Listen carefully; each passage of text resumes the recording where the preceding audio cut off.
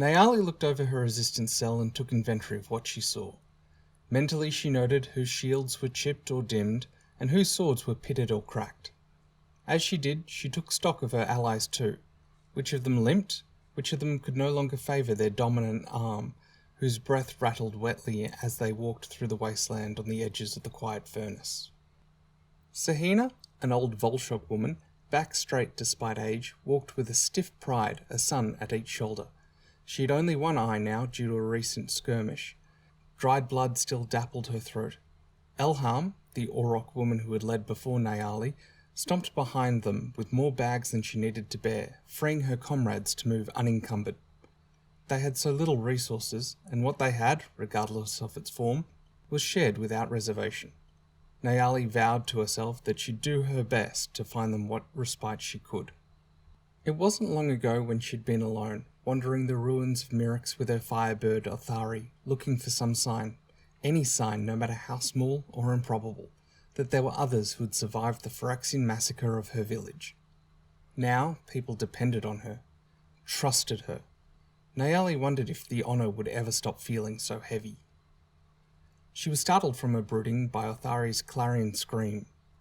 At the firebird's screech, Nayali's cellmates closed ranks, a perfect synchronous motion, tensing immediately for an ambush. None came. There was no sign of encroaching Phyrexians, no telltale scratch of skittling claws on stone, no moan of steam from a Goliath. Nothing at all. But Othari wouldn't have risked giving away their location if it wasn't important. Pulse hammering in her throat, Nayali looked over her people again, desperate to understand what she had missed. It hit her then. "Rayana," whispered Nayali. Nayali launched into motion before any of her cohorts could answer, racing back down the red-lit corridor, Othari in pursuit overhead. Rayana had taken the role of rearguard as she always did, but she wasn't there. Nayali ran through the possibilities in her head. Had Rayana been jumped by one of the scrap chiefs? If she had, the rest of them would have been enveloped by Phyrexians. It made no sense that they'd have stopped at Rayana, never mind the fact that Urabrask, by all accounts, had insisted the Mirrans be left alone.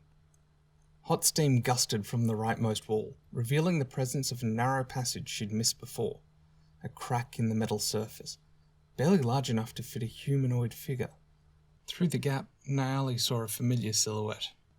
It was Rayana, inching backward toward a ledge, an ocean of magma burning orange below. In front of her, an imposing humanoid figure, its left arm transmuted into an oversized scythe, the gold of its original skin almost entirely obscured by iron pleats. It had been a woman once, Auroch. On the ground, Rayana's weapons, forgotten, abandoned. In her face, an expression Nayali had never seen her childhood friend wear, a desperate hopelessness, like her heart had broken irreparably. "You are finally ready to be made perfect," said the aspirant in a woman's voice, low and halfway familiar. It reached for Rayana then, an arm outstretched, a strange tenderness in the gesture, and to Nayali's surprise, Rayana choked back a sob. A less impulsive woman might have waited for reinforcement, or at the very least a better understanding of the circumstances. But for better or worse, Nayali was a creature of instinct, as much flame as her firebirds. So forward she went, hands balled into fists. Her gauntlets shone in that scorching light. She bellowed a challenge, one echoed a heartbeat by Othari a second later, the firebird rushing past Nayali in a tremor of glowing wings. He tore at the aspirant's face as it turned. The Phyrexian raised its bladed arm to cleave the phoenix in half, and Nayali ducked low and swung up, smashing into where the soft bones of her wrist should have resided. Metal shattered and rained over her. The aspirant, an older Auroch woman, halfway familiar, no doubt tall when she'd been flesh, taller still after completion, staggered but did not scream, only gazed back at Rayana. "There will be no more fear when the soft flesh is made perfect." Nayali did not slow. She gripped the aspirant by its ruined arm, talked herself into position to ram an elbow into its chest, the whole of her weight thrown into the motion. She ran them both to the edge, letting go at the last second. The Phyrexian fell without so much as a cry. "Nayali," Are you all right? Nayali rushed back to her friend and looked her over for injuries. One cut was all the Phyrexians needed. A single drop of glistening oil, and they'd have to race time to return to their encampment, find Rayana the healing she'd needed before Phyresis became irreversible. Were you contaminated? Did it have oil? Show me! Nayali! The Volshok woman clasped Rayana's head in her hands. Your eyes! Let me see your eyes! I'm fine, I promise you. Rayana closed her hands over Nayali's own, and it was her friend again. Not the husk she'd been before. Animation returned to her broad, expressive features. She smiled, exhausted but warmly. She did nothing to me. Why didn't you fight back? What happened to your weapons? The light fled her face again. Nayali? She was my mother. The rookery glistened with the candle glow of resting firebirds. Their flames dimmed as they crooned and murmured to one another, giving a blue-green cast to the moving shadows. It was a smaller space than Nayali would have wanted for them. Had she the luxury, she would have built them something sturdier, something designed to hold generations of firebirds. It wouldn't be so ramshackle, with platforms and nesting boxes cobbled from better things than scrap metal. Nayali tickled Orthari under his feathered jaw. One day, she promised her friend. His mate slumbered beside him, their chicks nestled into her side. We will build you a rookery on the cinders of Urabrask's forge, and your chicks will grow up there, warm and happy, as will their chicks and the generation that follows theirs. In answer, Orthari flapped his wings and pressed his cheek into Nayali's palm, his neck stretched, his manner pleasant and indolent. Nayali scratched his plumage obligingly before turning to regard Rayana as the Auric woman busied herself with her own birds. They'd been lucky. For all the recent chaos, more and more there were stories of unrest among the priests, rumours that Urabrask was planning something titanic. That had befallen the resistance of late, the firebirds had had a good mating season. The females were all with clutches, a rarity. If even half the eggs survived, it would change so much. How are your charges? Said Nayali, picking her way past the dozing firebirds to Rayana's side. Childless, said Rayana, her tone flat. She steps aside then to reveal what her tall frame had been hiding, a nest of shattered eggs, oozing a phosphorescent yolk. It was a mercy that there were no traces of the lost chick, and that the mother was young enough to be indifferent to her offspring, more preoccupied with courting the attention of a neighbouring male. What happened? Said Nayali, wincing. The last thing she wanted for her friend was another tragedy. Skittlings, maybe, said Rayana, still with that hollow tone of voice as she sifted through the shards. Wouldn't be surprised if it were rats. Regardless, it doesn't matter. The clutch is dead, just like my mother. Nayali swallowed. If I had known, you couldn't have. I didn't know. Not until she was there, asking me to join her. I could have asked you, said Nayali, unable to shake the certainty that she had failed horrifically and a terrible price would need to be paid. I could have thought first before acting. We might have been able to save her. We might have been able to do something. Her voice cracked at the last word. She wouldn't have been happy, said Rayana, making eye contact with Nayali. Her voice softened. My mother, she was a timid woman. Glass rather than steel. Everything frightened her. Everything was a portent of death or worse. You could see it in her eyes. How much she wanted it all to just stop. Rayana swallowed audibly.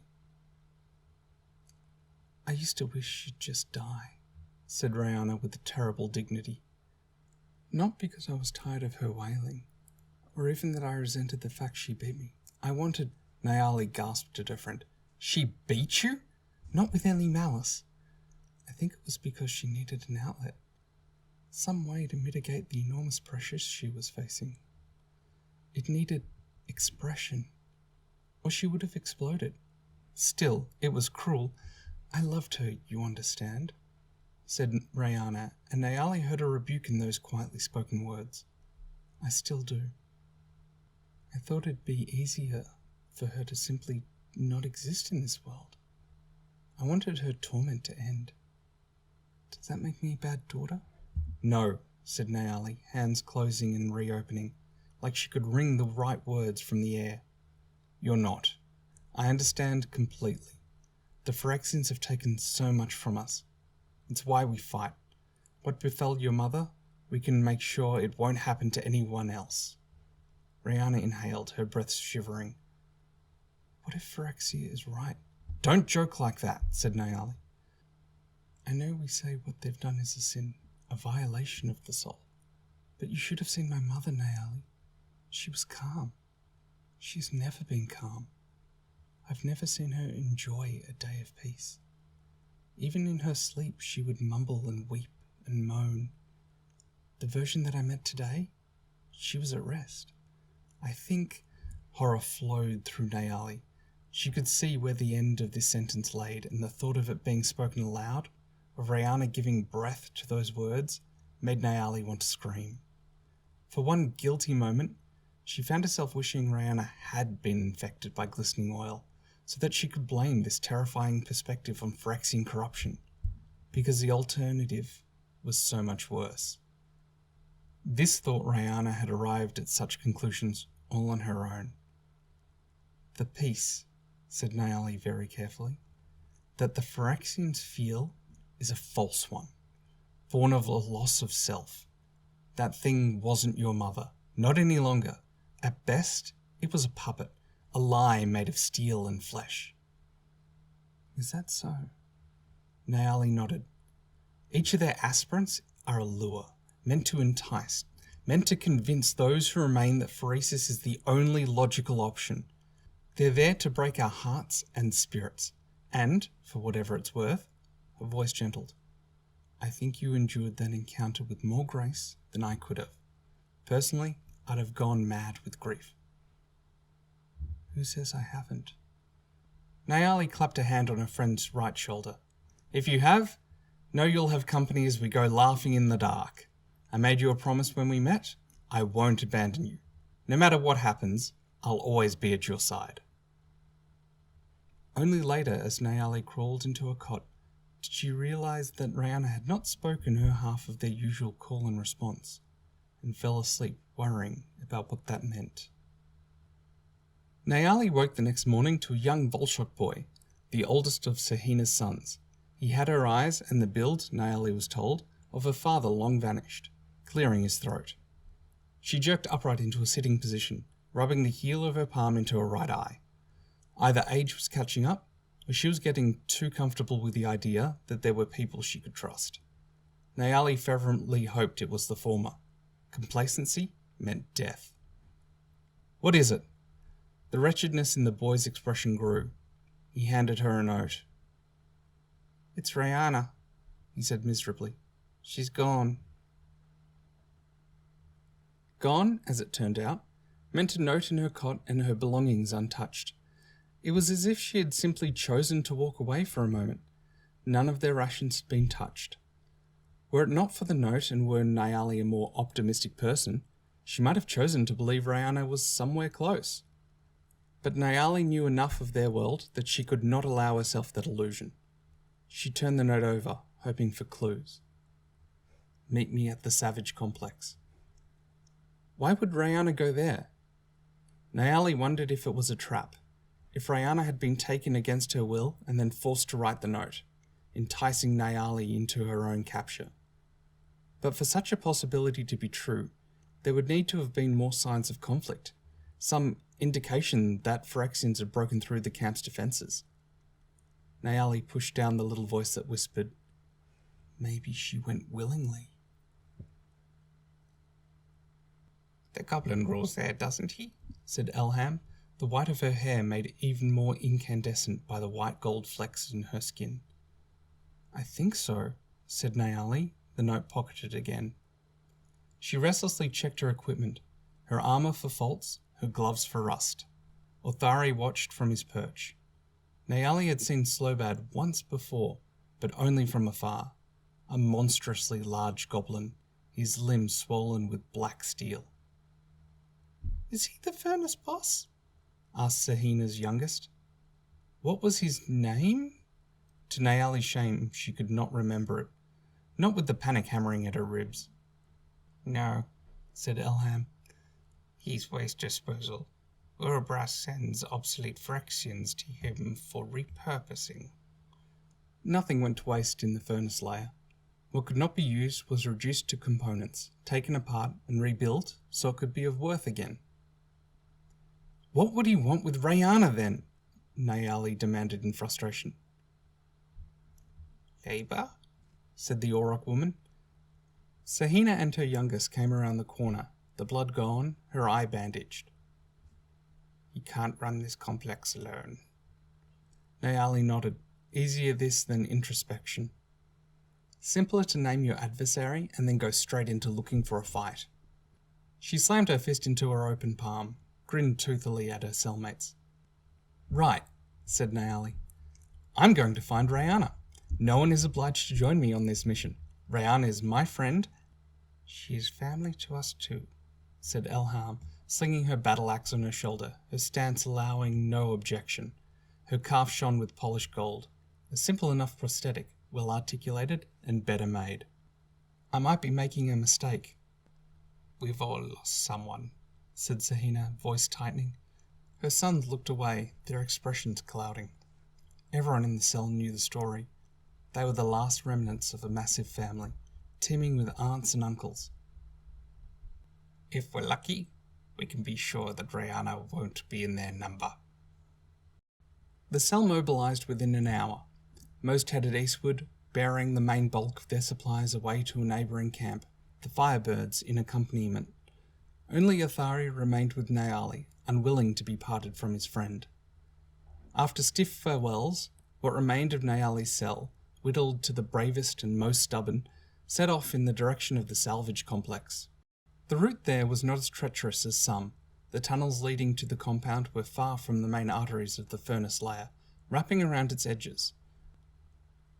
Though it didn't intersect with any of the forges, the road was long, and that alone brought risks of unwanted encounters. But none materialized.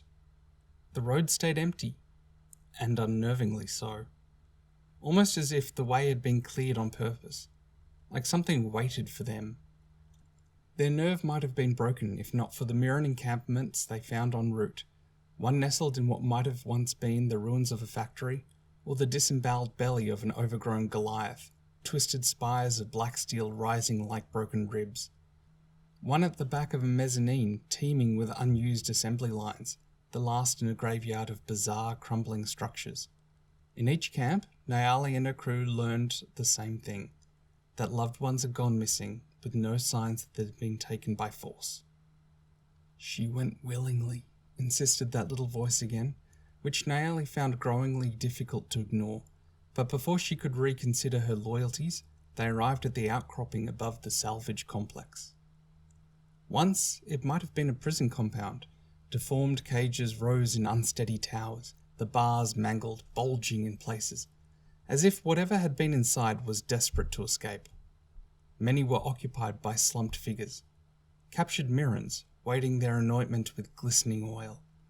Machinery snaked in between the enclosures, coiling over them in a parody of vegetal life.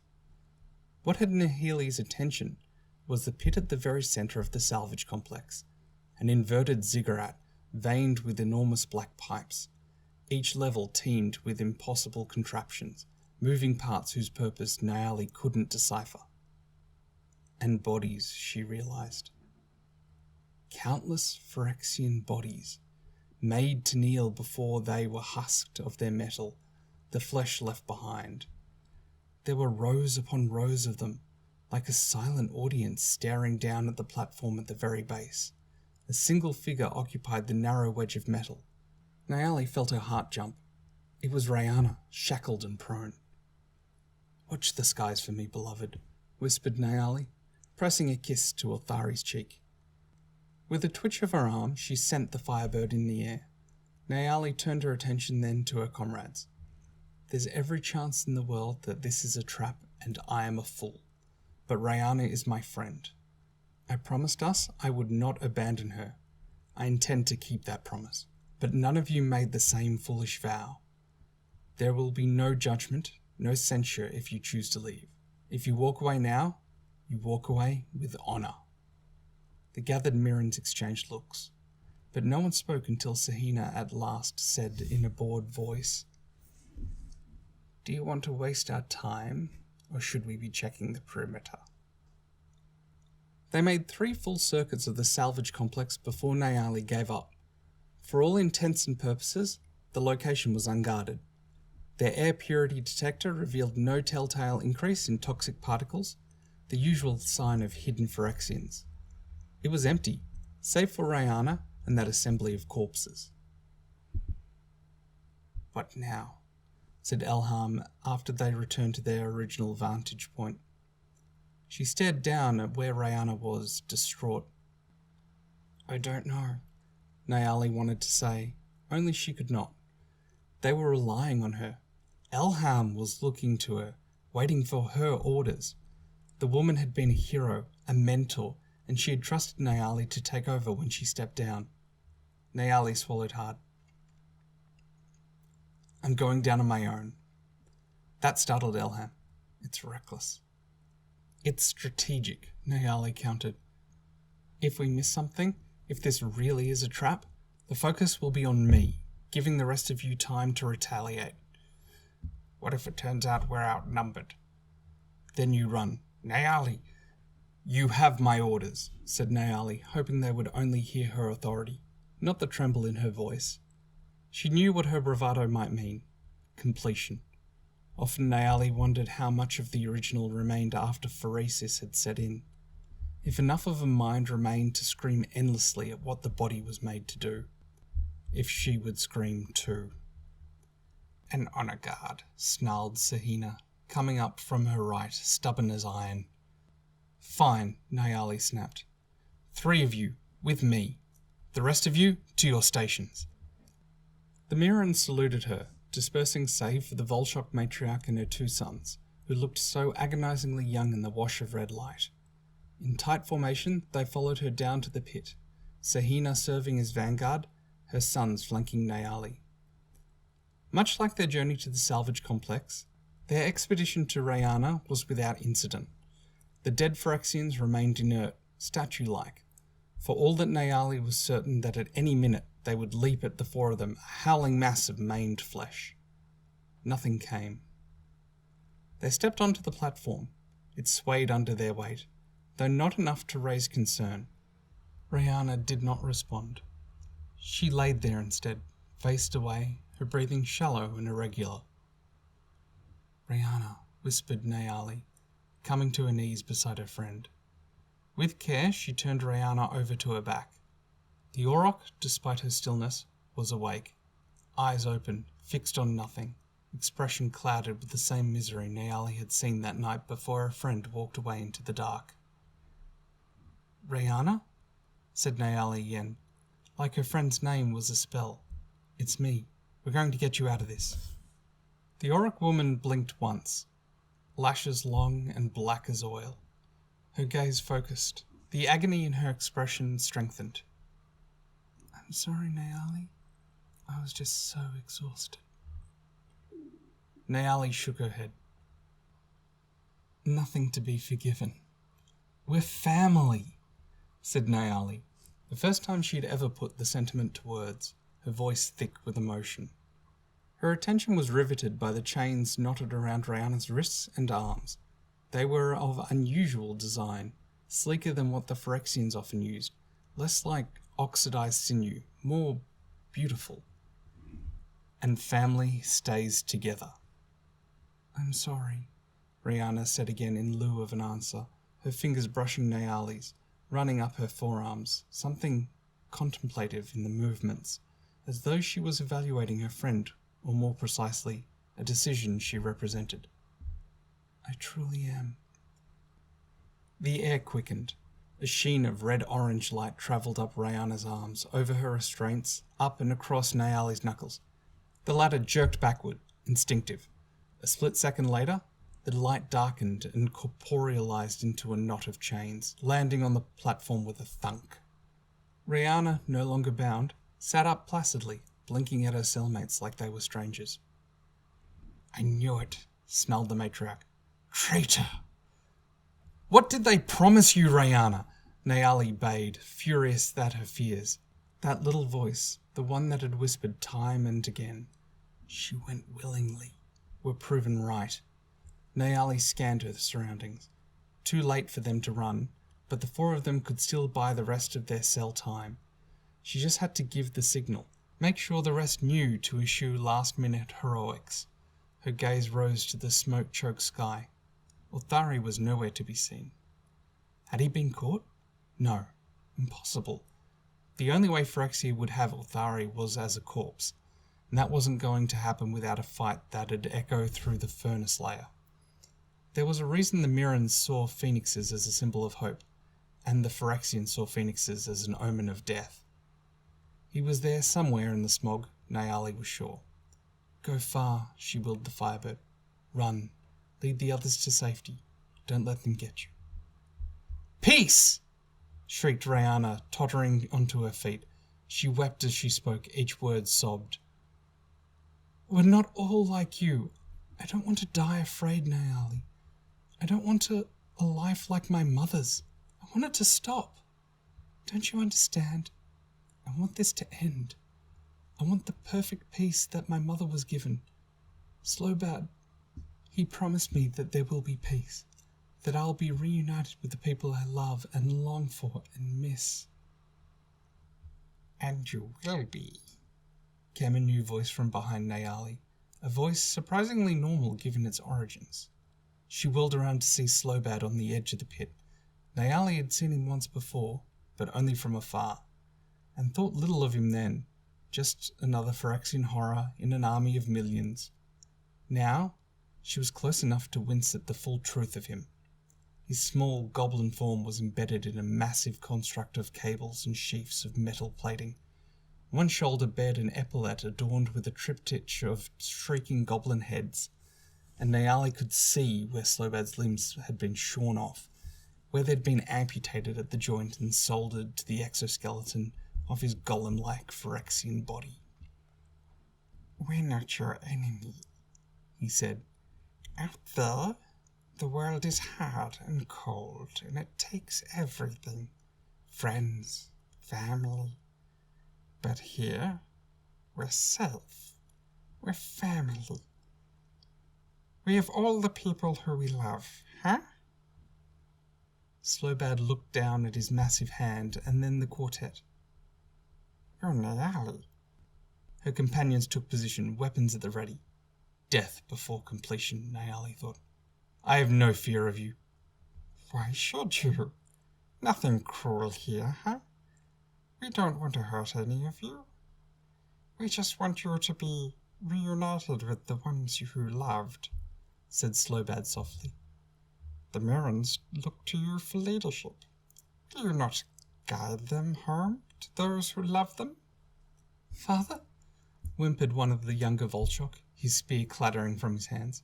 An aspirant stood beside Slowbad, a Volchok man, antlered, almost entirely robed in steel. "Stay focused," she warned her allies. "Don't falter." "I offer you a choice, you four.